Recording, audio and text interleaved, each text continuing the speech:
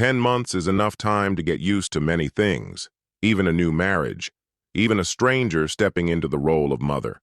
But nothing prepares you for the moment your children become targets, especially when the threat doesn't come from shadows or distant enemies, but from someone who shares your roof. Her love appears flawless, her care exemplary, yet beneath the silk-soft exterior hides a predator, trained to survive, built to destroy. He didn't yet realize how deeply the poison ran. He didn't know that behind her stood the very man he once thought he had buried, and that everything he had lost wasn't fate. It was calculated. The question now isn't whether he can save his children. The real question is how much darkness he's willing to awaken within himself to wipe this threat from existence, for good.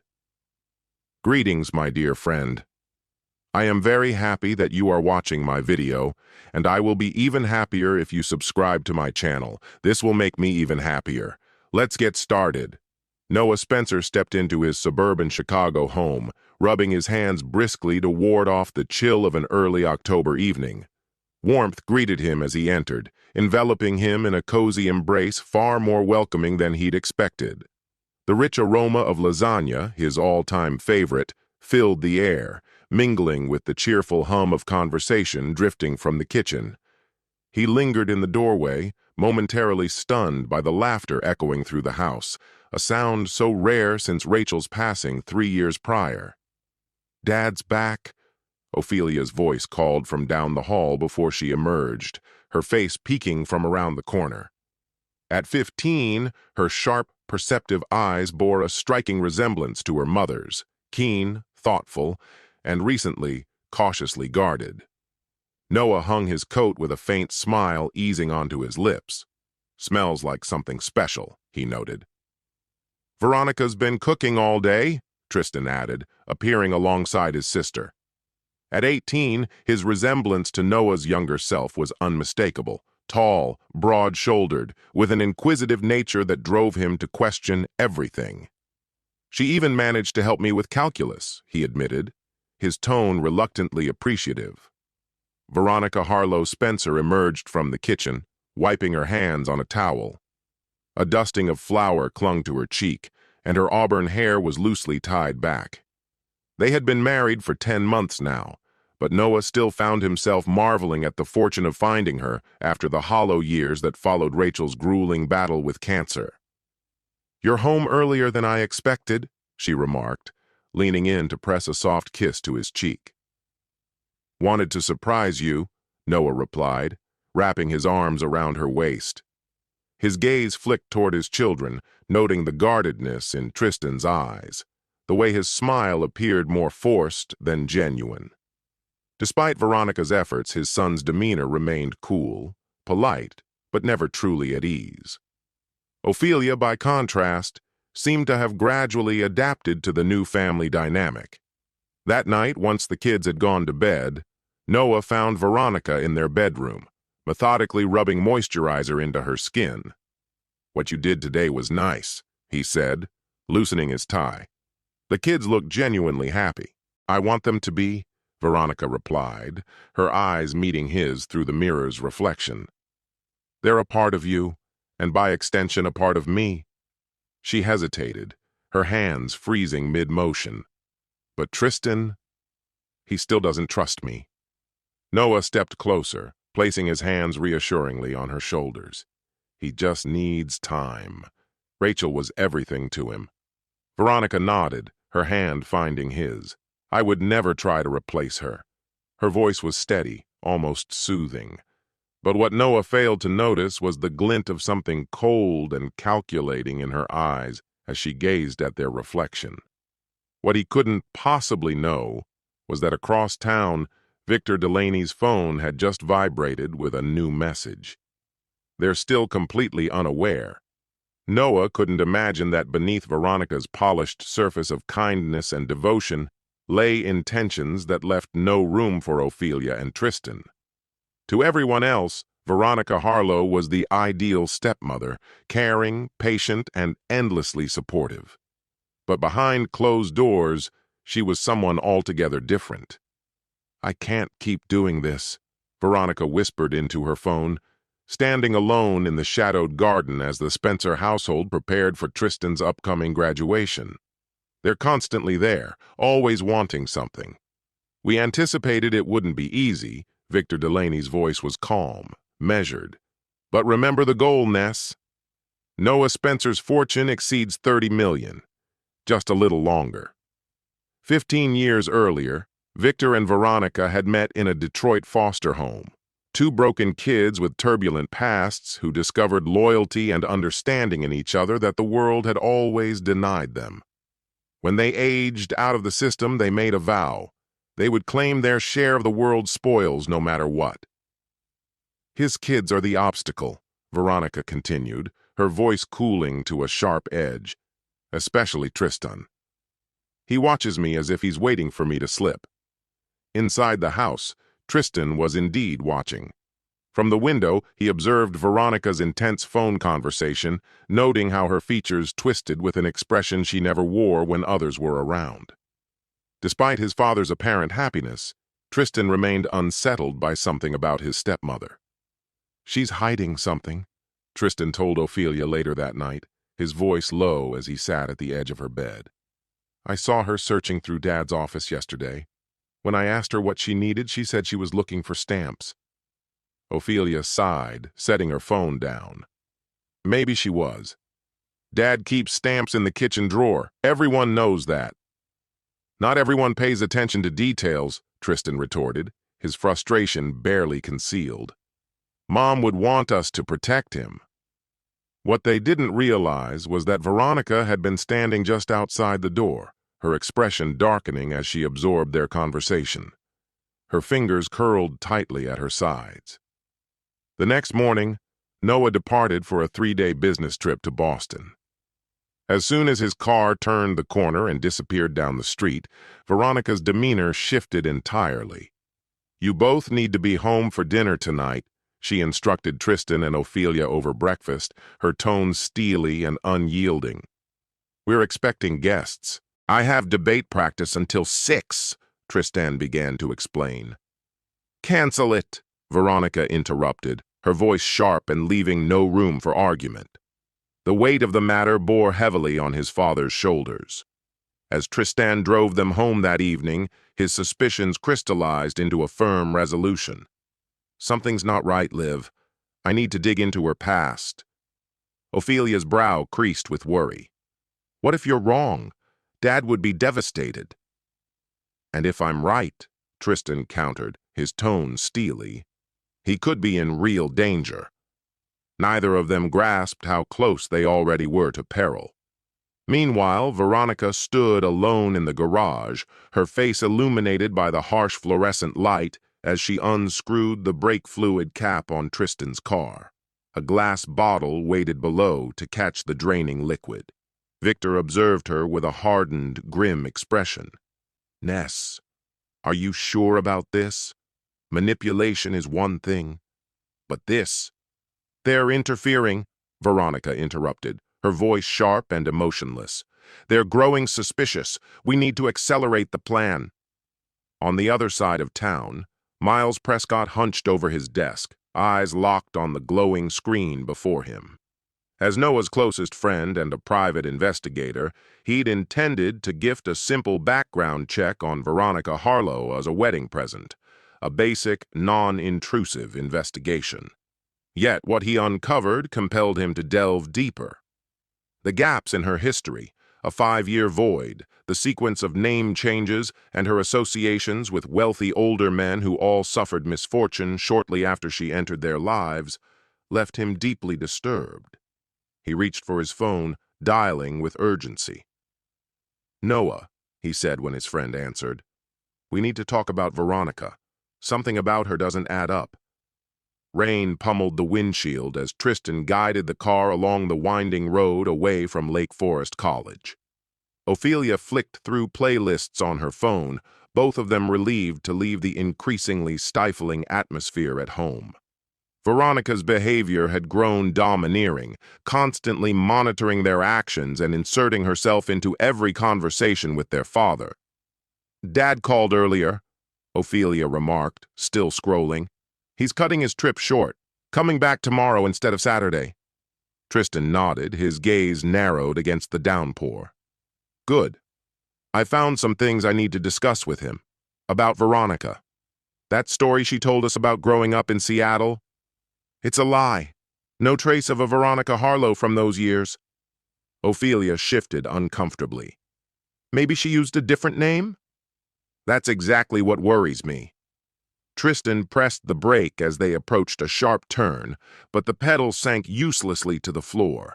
His pulse spiked as he slammed his foot down again. Nothing. Liv, he said, his voice tight with panic. The brakes aren't working.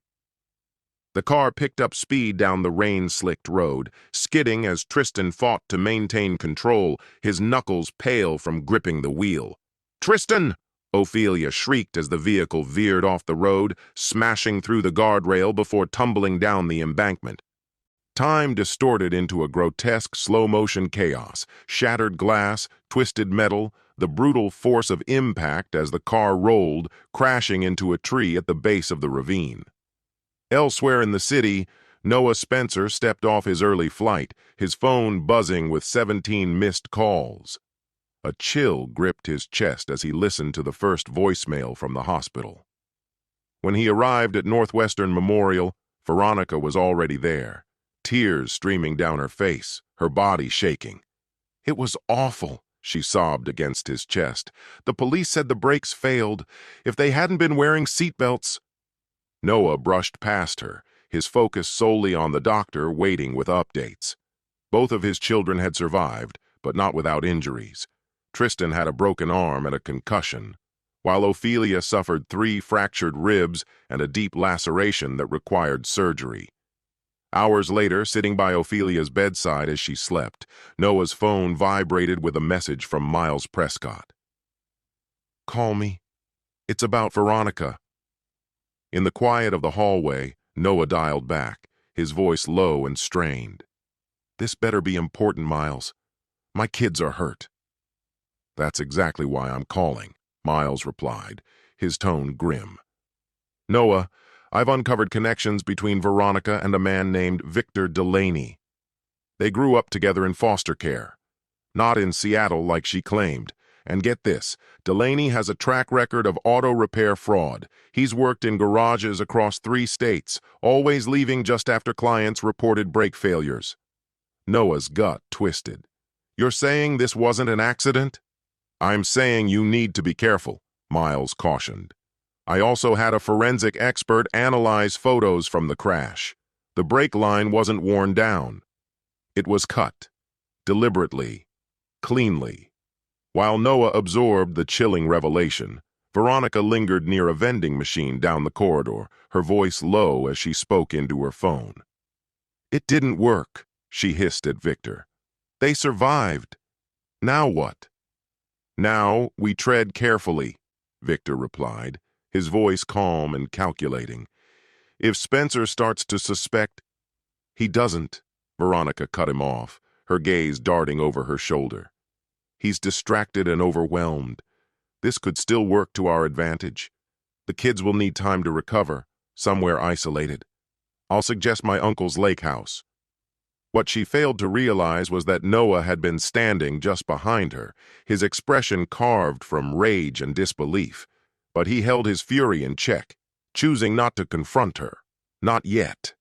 Noah Spencer never acted on impulse. When faced with a threat, he recoiled inward, formulating a plan with precision. Whoever Veronica Harlow truly was, and whatever treachery she had orchestrated against his children, would not go unanswered. His vengeance would be swift, silent, and inescapable. Noah had built his cybersecurity empire on 3 unwavering tenets: meticulousness, patience, and suspicion. Those very principles would now safeguard his family.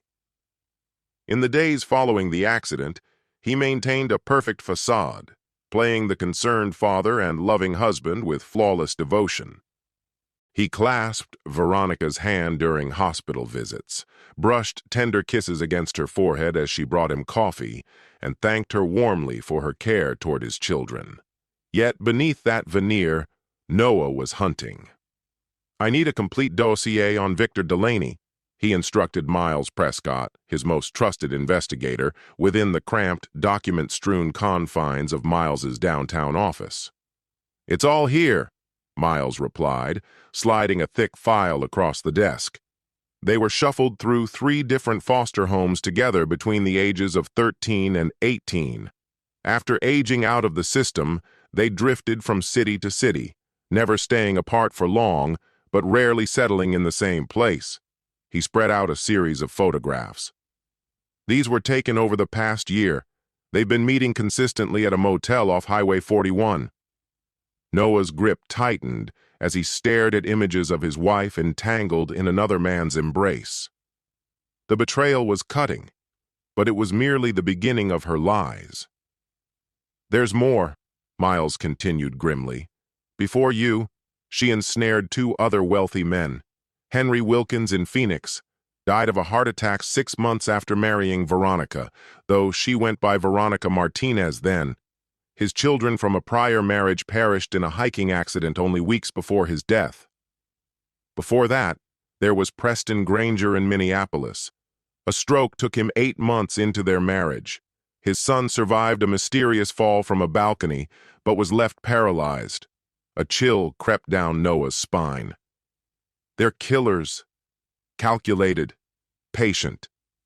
"Exactly," Miles confirmed. "No formal charges were ever brought.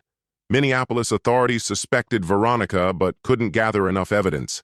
She vanished afterward, reappearing later in Phoenix with a new identity. And now she's targeting my children to get to me." Noah's voice was icy, each word laced with lethal intent. "I want eyes everywhere, her conversations, her movements, everything." Within 2 days, Noah had transformed his home office into a fortified command center. Covert cameras monitored every room except his children's bedrooms. Specialized software intercepted all of Veronica's calls and messages, while a GPS tracker recorded her vehicle's every motion. The evidence mounted rapidly. Veronica met with Victor 3 times that week. Their conversations, captured by a discreet device Noah had planted in her car, unraveled the entirety of their plot. "We need to be careful," Victor's voice crackled through the speakers. Noah's face remained a cold, unreadable mask as he listened. "The old man's smart. If another accident happens too soon, it'll raise suspicion." "I can't keep playing nursemaid to those brats," Veronica spat. "The girl's whining is driving me insane." 6 more months, Victor reassured her. "The boy heads off to college in the fall. Send the girl to that boarding school she's been eyeing. Isolate Spencer, then we strike. One last accident, and you walk away a grieving widow with 30 million. By Christmas, we'll be sipping cocktails in Belize." That evening, Tristan approached his father in the dimly lit office, his arms still encased in plaster. "Dad, I need to talk to you about the accident." Noah looked up from his computer, his expression calm and deliberate. "What is it, son?" "The brakes didn't just fail," Tristan whispered, his tone thick with anxiety. "Someone cut the line. I checked the car afterward. It was a clean slice."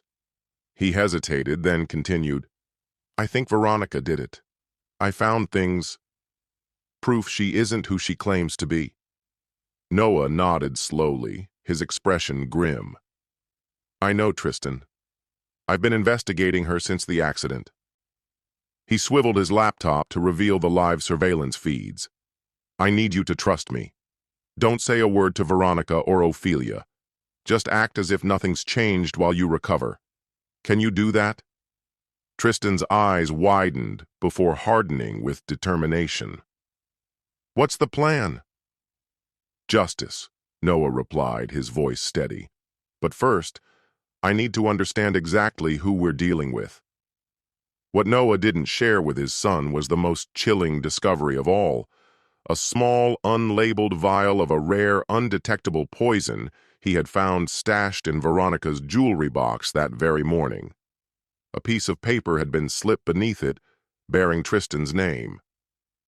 3 weeks after the accident, Noah proposed a weekend retreat to a secluded cabin in Wisconsin, He arranged for his children to stay with his sister under the guise of providing them a peaceful recovery. The reality, however, was far more calculated. He needed them safe. The cabin, nestled deep within 50 acres of private woodland, had been prepared to the finest detail. Cameras discreetly placed throughout, emergency exits mapped out, and every conceivable contingency considered. It was time to confront the predator he had unwittingly welcomed into his life. "It's beautiful out here," Veronica commented as they arrived, her eyes sweeping over the broad porch and the sparkling lake beyond. The quiet held a deceptive peace. Noah lowered their luggage with deliberate care, his tone measured. "I thought we could use a break," he remarked. "The last few weeks have been relentless." That evening, he took over the kitchen, ensuring every detail of the meal was flawlessly prepared. Nothing was left to chance, no ingredient unvetted, no drink unsupervised. Once dinner was served, he poured wine into 2 glasses and settled beside Veronica near the flickering glow of the fire. To fresh starts, he toasted, his gaze locked onto hers over the rim of his glass. Veronica's smile was poised, a sculpted expression devoid of warmth. "To new beginnings." "You've mentioned Seattle a few times," Noah continued, his voice edged with a casual curiosity that felt almost rehearsed. "But you never really talked about your childhood." For a moment, her face tightened, a flash of something suppressed. "Not much to share," she replied coolly. "Just a standard suburban upbringing." "Curious," Noah mused, "because I couldn't find any trace of a Veronica Harlow living in Seattle during those years." His hand lowered the glass with deliberate precision. "In fact, the only Veronica Harlow I uncovered was linked to the Detroit foster system, always accompanied by someone named Victor Delaney." Veronica's complexion went ashen, but her expression shifted quickly to one of hardened resolve, a fierceness Noah had only glimpsed when her facade slipped. "You've been digging into my past? After someone tried to murder my children?" Noah's voice remained calm, his composure unyielding. "Yes." Just as the authorities investigated the brake lines cut on Tristan's car. She appeared ready to deny everything, but something within her seemed to fracture, her polished exterior crumbling. The devoted spouse vanished, replaced by a calculating tactician. "It was never personal," she admitted, leaning back with a chilling tranquility. "Just business. The kids were obstacles. You were meant to be next. Why?" Noah's question was sharp, his curiosity barely concealing a simmering rage. "What drives you to target families?" Her laughter rang hollow, bitter and broken. "You want a tragic backstory? Fine. My mother married into wealth, shackled to a man with 2 perfect children from his previous marriage. They tormented me for years while he turned a blind eye. By the time I was 15, he'd decided I wasn't worth the effort." Her eyes turned cold, unyielding. "That's when I understood the truth. Family is nothing but a mirage. Blood and money are the only things that matter, and those who lack either are discarded. So you and Victor decided to reclaim what you thought was yours?" Noah surmised. "We took what we deserved," Veronica replied with chilling clarity. "Your children were merely casualties." Noah's expression remained unreadable, but his gaze hardened, causing Veronica to shift uncomfortably. "What now?" she challenged, her bravado faltering. "You plan to turn me in? Your word against mine, and I can be very persuasive when I need to be." She leaned forward, her voice low and calculating. "Or we strike a deal. I disappear, and you preserve your perfect little life." "There's another possibility," Noah replied calmly, lifting his phone. He pressed play, and their entire conversation played back, every damning word recorded with impeccable clarity. "It's streaming to my lawyer's secure server as we speak." Veronica's composure shattered. "You son of a—" "No!" Noah's voice cracked at last, fury seething through the controlled surface. "You invaded my home.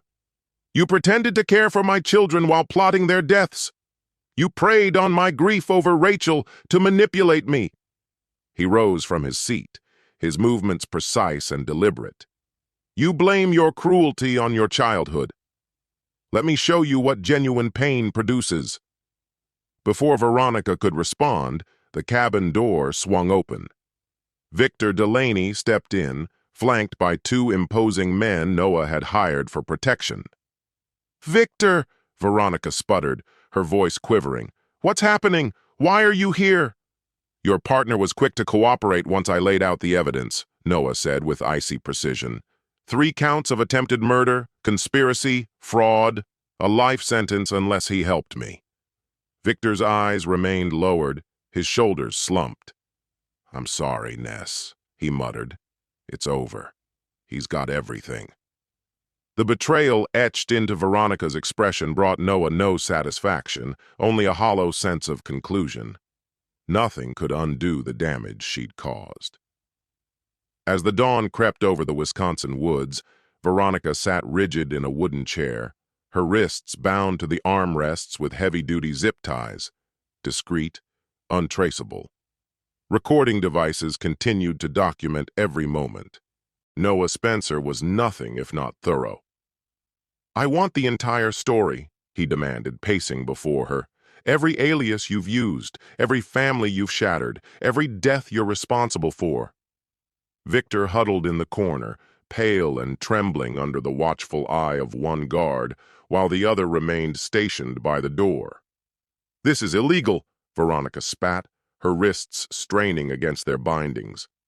"Consider it a private reckoning," Noah corrected, his voice laced with cold authority. Noah's security team remained stationed, their presence a clear signal that the conversation, delayed for far too long, would face no interruptions. Only once it concluded would they be allowed to depart. Yet the unspoken if hung heavy in the air, oppressive and undeniable. "Victor has briefed me about Preston Granger and Henry Wilkins," Noah said, his gaze unyielding. "But I doubt they were your only accomplices." Veronica's eyes flicked to Victor, whose attention was fixed firmly on the floor. "Coward," she muttered with disdain. "He made a rational decision," Noah responded evenly. "Self-preservation drives people to desperate measures, something you'd do well to consider." The questioning stretched on for hours. Bit by bit, a decade of treachery came to light. Wealthy targets, meticulously orchestrated schemes, and supposedly unrelated tragedies. 5 families shattered, 8 lives stolen, millions siphoned through intricate insurance scams and counterfeit wills. "You're not merely murderers," Noah stated, his voice clinical and devoid of empathy. "You're architects of destruction. You leave devastation in your wake. Broken families, orphaned children." "Save your moralizing," Veronica snapped. "Men like you crush others under the guise of enterprise. At least I'm honest about being a predator." Noah's expression remained icy. "The difference is, I build. I create value. You only tear it apart." As her confession unfolded, Miles Prescott entered the cabin, arms burdened with further damning evidence. Stacks of financial records detailing their sprawling money laundering network, forged identities maintained under countless aliases, and worst of all, a diary meticulously outlining their methods. "We have more than enough to convict them for life," Miles whispered, as he and Noah stepped outside. "The FBI's been chasing them for years, but they never even knew who to look for. One call, and it's over." Noah's gaze drifted toward the tranquil lake, its surface disrupted by faint ripples. Not yet. Returning to the cabin, he dismissed both the security team and Miles, leaving only Noah, Veronica, Victor, and a tension thick enough to suffocate. "Here's the situation," Noah began, removing Veronica's restraints. "You have 2 options. Option 1, I hand over everything to the FBI. You'll spend your lives in separate federal prisons." He opened a laptop, revealing a live video call with a stern-faced woman. "This is Special Agent Diaz. She's been pursuing you for years. Diaz's gaze narrowed. We suspected a group targeting wealthy blended families, but the links were always too obscure. Noah continued. Agent Diaz is willing to make a deal. Complete confessions, testimonies against each other, and cooperation in resolving every case you've left behind. In exchange, you might have a slim chance at freedom. Victor leaned forward eagerly. I'll do it. Veronica's expression twisted into something ugly and desperate. After everything we've accomplished, all we've built. Built? Victor retorted, his voice hollow. It was all lies. It's over, Veronica. Her composure cracked, a manic intensity gleaming in her eyes. They deserved it, she snarled. All of them. Their pampered children had every advantage while kids like Victor and me starved. The world owes us. The world owes you nothing. Noah's voice was cold and exacting. And now, you'll pay what you owe. What Veronica and Victor failed to grasp was that Noah Spencer's version of justice extended well beyond the reach of the FBI. The evidence would reach the authorities, and they would face judgment and imprisonment. That was certain. But Noah had orchestrated additional measures. Arrangements ensuring their lives in custody would be a uniquely tailored punishment. He had planted clues for certain inmates, individuals who would take deep offense at the pair's atrocities against families and children. No appeal would succeed. No transfer would offer sanctuary. His retribution would be relentless and calculated, unfolding over years, as slow and meticulous as the man himself. When FBI agents arrived at the cabin 2 hours later, they found Veronica and Victor restrained separately, accompanied by recorded confessions and neatly compiled evidence. I've never encountered such a comprehensive investigation from a civilian, Agent Diaz remarked to Noah as her team scoured the scene. I protect what's mine, Noah responded, his tone devoid of triumph. 3 months after their arrests, the Spencer family had begun to mend. Tristan had enrolled early at Northwestern, pushing through physical therapy with unwavering determination. Ophelia pursued her passion for violin at an esteemed New York program, free at last from Veronica's quiet sabotage. Noah, meanwhile, poured himself into expanding his cybersecurity empire, his anger transmuted into ambition. Though Veronica's apprehension initially threatened his company's reputation, his transparent strategy, portraying himself as a victim who dismantled a conspiracy, ultimately strengthened his public image.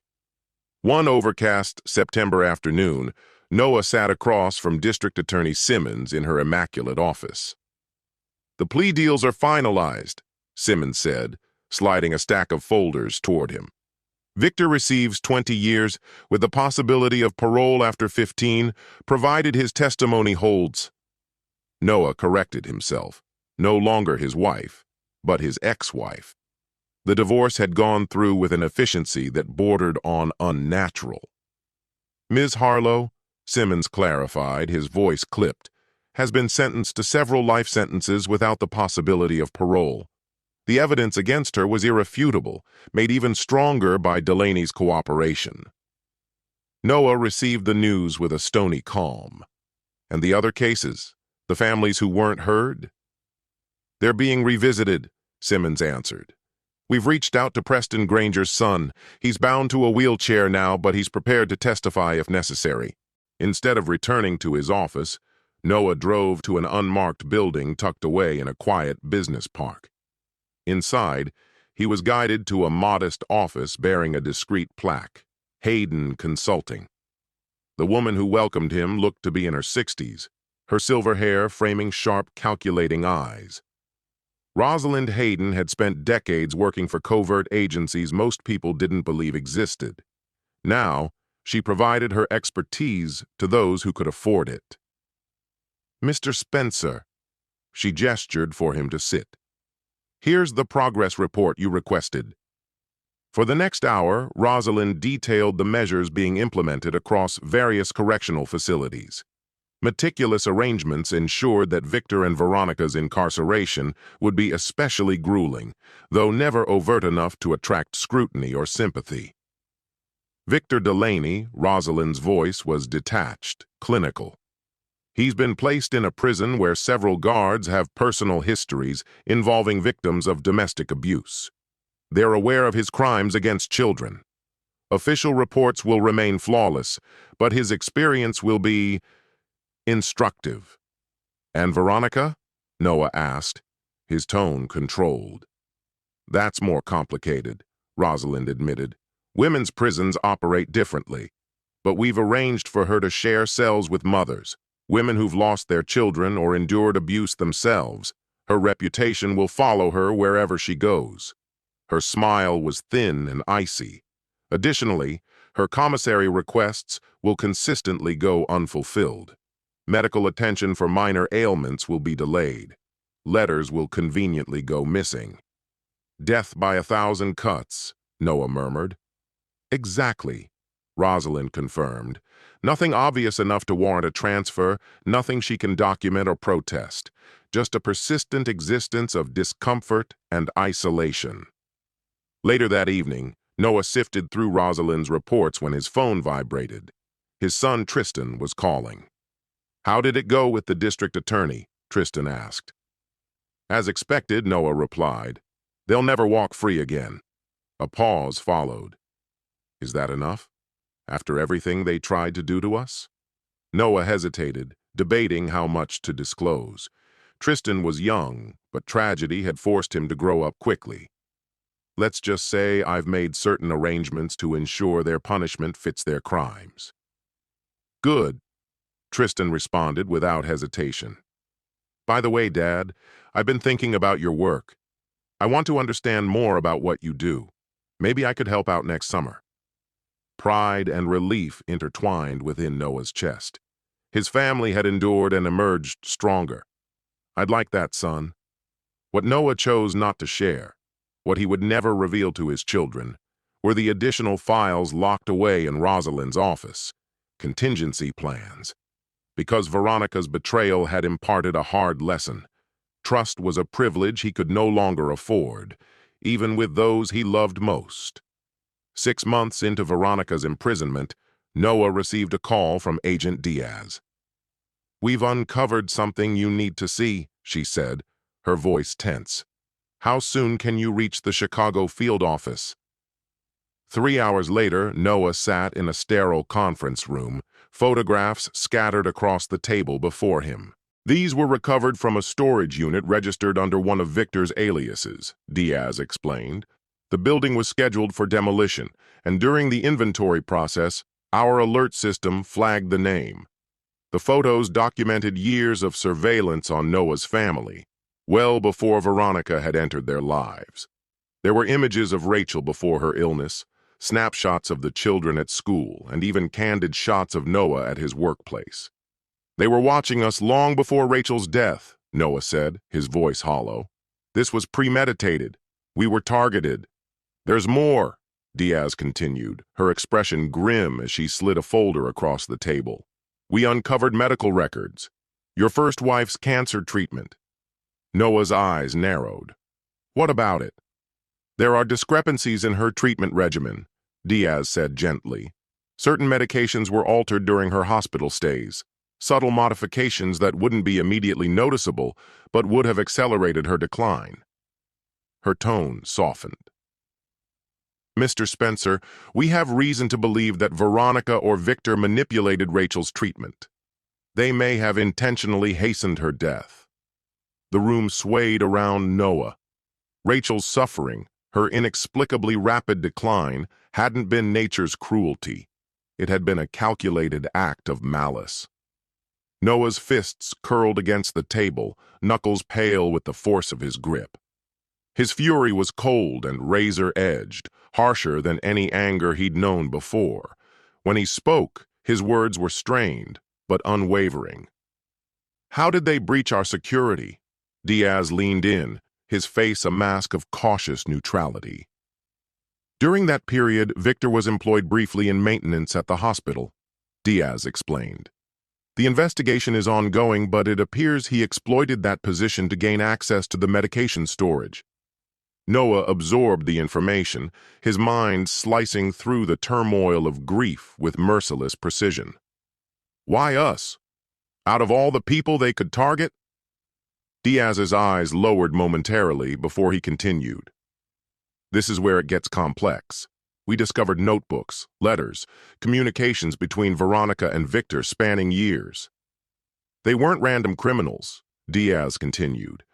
They had a specific agenda. They targeted individuals linked to something called Project Vanguard. Recognition flared in Noah's eyes. Project Vanguard, a classified cybersecurity program his company had developed for the Department of Defense a decade earlier. It had made him wealthy, but also earned him formidable enemies. They were hired operatives, Noah realized, his voice grim, sent to dismantle me. Diaz nodded. It appears so, but the real question is, who gave the order? That night, Noah sat alone in his office, the dim glow of his monitors casting pale shadows across his face. Everything had shifted. This wasn't merely about Veronica and Victor. They were instruments. Somewhere out there, the true architect of Rachel's death remained at large, bent on his destruction. The phone rang. It was Miles Prescott, his voice urgent. You were right to keep pushing. I traced the payments. Veronica and Victor were paid through a shell corporation tied to Maxwell Hayes. Noah felt his blood run cold. Maxwell Hayes, his former business partner back when Project Vanguard was still in its infancy. When the government contract came through, Hayes had pushed to sell the technology to private interests, a move that would have been considered treasonous. Noah had exposed him, testified against him. Hayes had served a 15-year sentence, released just 3 months before Rachel's diagnosis. Hayes, Noah murmured, his voice like steel. He orchestrated all of this from prison. Rachel, the kids, everything. There's more, Miles continued, his tone grave. Hayes died last week. Alleged suicide. Phoenix apartment. Noah's laugh was brittle, devoid of humor. Too neat. Too convenient. Exactly, Miles replied. And Noah? Before he died, Hayes transferred $2 million to an offshore account. The contract was fulfilled. The weight of the revelation was crushing. If Hayes was dead, then who had accepted that final payment? Who else was behind the relentless assault on Noah's family? The following morning, Noah arranged to meet Veronica at the Federal Detention Center. In the sterile, lifeless visitation room, he studied the woman who had come so close to destroying him. 6 months of incarceration had stripped away her veneer of elegance. Her hair was lank, her eyes shadowed by exhaustion, and her posture hunched and defensive. I know about Hayes, Noah stated, his voice flat and unrelenting. I know you and Victor were paid to dismantle my family, to exact revenge for his imprisonment. Veronica's eyes flashed with surprise before her features hardened into a look of weary indifference. Took you long enough? What I don't know, Noah continued, his gaze drilling into her, is who else is involved. Hayes is gone, but the money trail didn't end with him. Veronica's lips twisted into a smile, sharp and mocking. Maybe you should ask your own children. Noah's muscles tensed. What the hell are you suggesting? Hayes had help from someone close to you, Veronica replied, her tone dropping to a taunting whisper. Someone with access. Someone who suffered because you refused to sell those military secrets. Her eyes gleamed with a twisted satisfaction. I'll give you a name. For a price. You're in no position to bargain, Noah snapped, his voice cold. Aren't I? Veronica leaned back, her gaze never wavering. You came to me, Noah, and now you know there's still a traitor within your house. Noah stared at her, expression unreadable. No deal. He rose to leave, but Veronica's voice sliced through the silence. They'll strike again. You think this is over? Hayes spent years preparing this. The last act hasn't even begun. Noah paused at the door, casting one last look at the woman who had unraveled his life. Then I'll be ready, and whoever's left will face the same justice you did. His voice lowered, every word deliberate. The same relentless destruction, the same calculated ruin of everything they cherish. Outside, Noah sat in his car, his fingers gripping the steering wheel as Veronica's words echoed in his mind. Could someone in his closest circle truly be part of this conspiracy? The thought was unbearable, another treachery added to the rest, and the pool of suspects was painfully small. Noah's mind raced as he grappled with the possibility of betrayal. Miles, his most trusted confidant. His sister Alexandra, whose envy over his accomplishments had simmered unchecked for years. But most unsettling of all, was it conceivable that one of his own children had fallen under Hayes's influence? Tristan had been only 14 when Hayes was incarcerated, vulnerable and resentful after their mother's health declined. Noah's grip tightened around the steering wheel, his resolve cemented. The investigation would continue, but his scrutiny would now turn inward. No one would be spared from suspicion. Once the truth emerged, there would be no redemption, only consequences.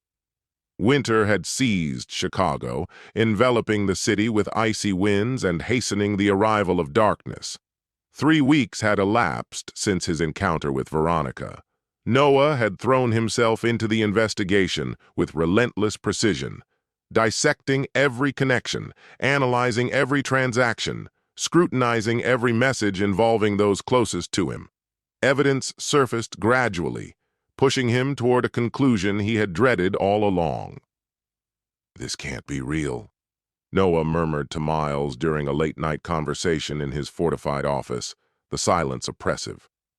"There has to be another explanation." Miles's expression was severe. "The financial trail is undeniable, Noah. Transfers to a Cayman Islands account, accessed repeatedly from Alexandra's home network. And the timing.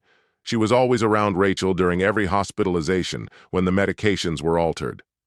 Alexandra, his sister, the woman who had stood by him when their parents died decades ago, who had managed Rachel's funeral, who had been a rock for his children during their bleakest moments of mourning." "Why?" Noah's voice cracked. "What could Hayes have possibly promised her?" "Maybe it wasn't about what he promised," Miles replied cautiously. "Maybe it was about what she was already pursuing." Noah stared at the damning documents scattered before him.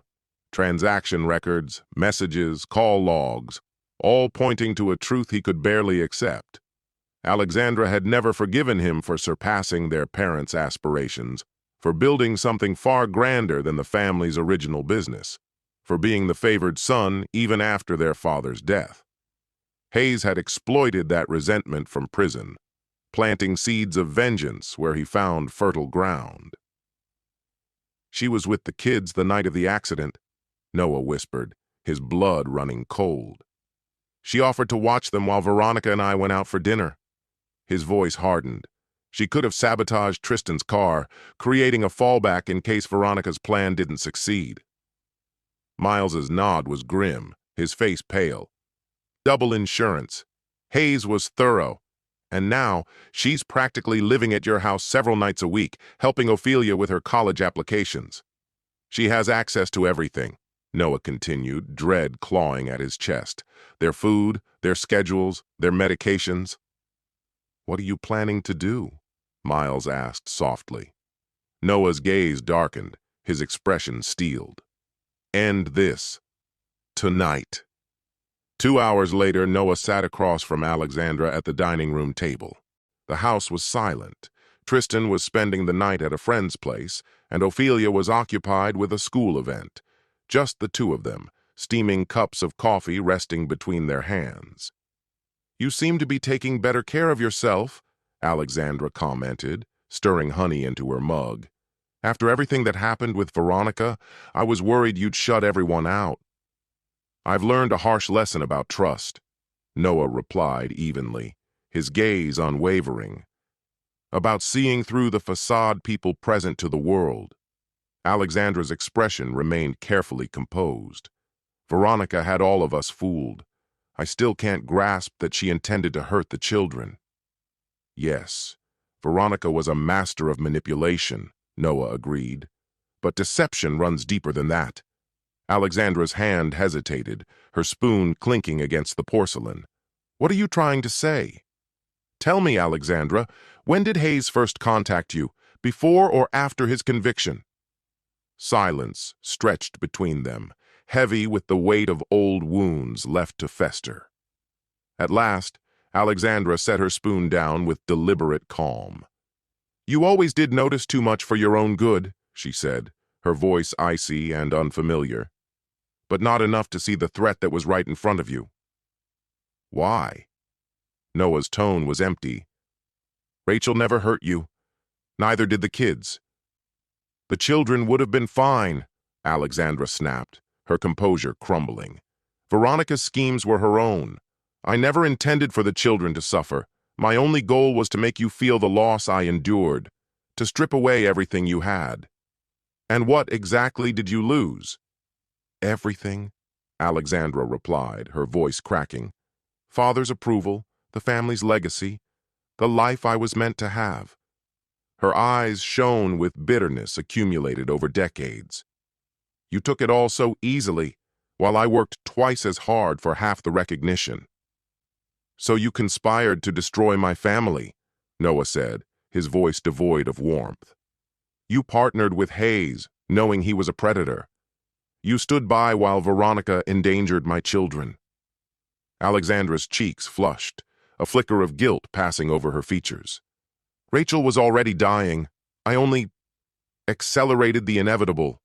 And I didn't know what Veronica planned for the kids. That was never part of my intention. But you did nothing to stop it once you found out. Noah grasped the gravity of his situation only when it was far too late. Alexandra's gaze sharpened, her eyes dissecting him from across the table. What's your plan now? Turn me in like the rest? She asked.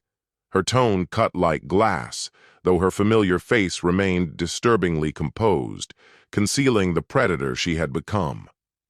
The authorities are already on their way. Miles sent everything to Agent Diaz, Noah replied, his voice level and controlled.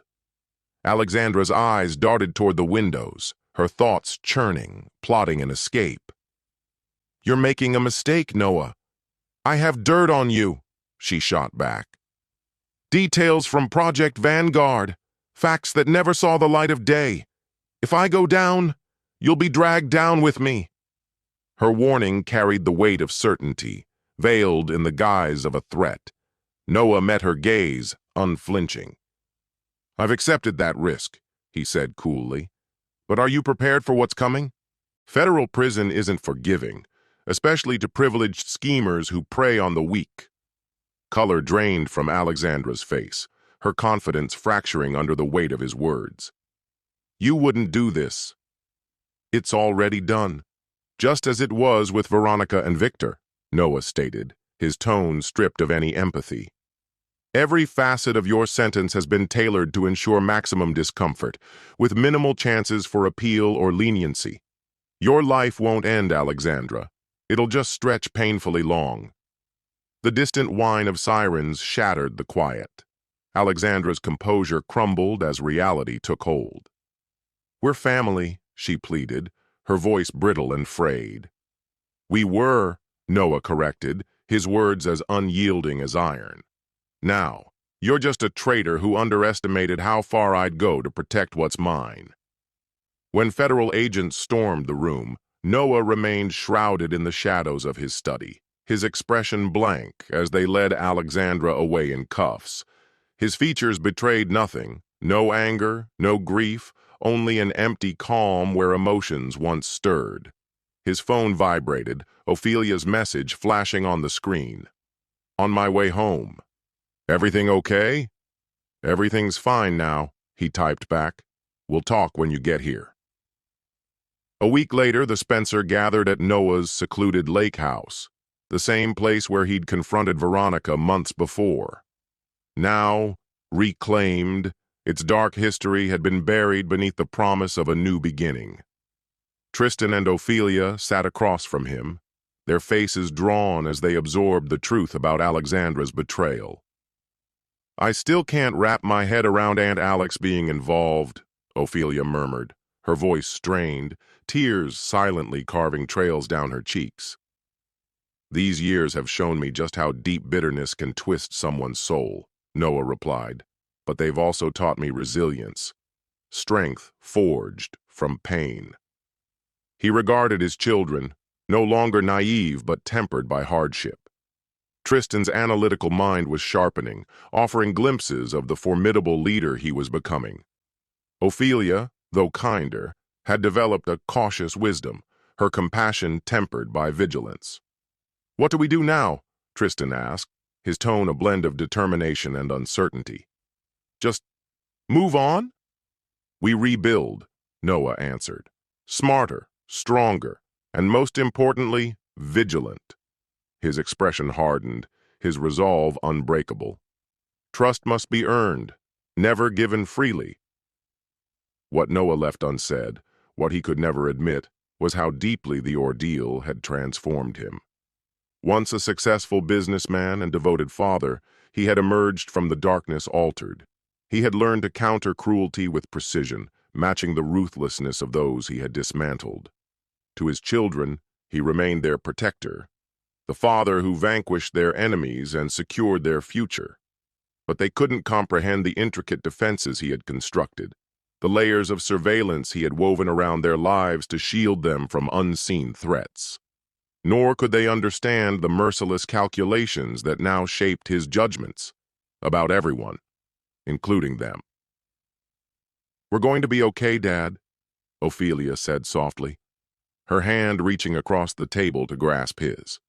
Noah's gaze softened as he squeezed her fingers. "Yes," he agreed. "We will be." They would remain safe under the constant vigilance of his sharpened instincts, his relentless memory, and his unwavering commitment to eliminate any threat that dared to endanger what remained of his family. The Spencer legacy had been reforged through betrayal's fire. What emerged was stronger, but irrevocably changed. A dynasty built not only on success, but on a patriarch's calculated vengeance against those who dared to threaten what was his. Our story comes to an end here. Share your thoughts in the comments. Thank you for taking the time to watch. If you enjoyed this story, please check out other videos on this channel. See you soon, my dear friend.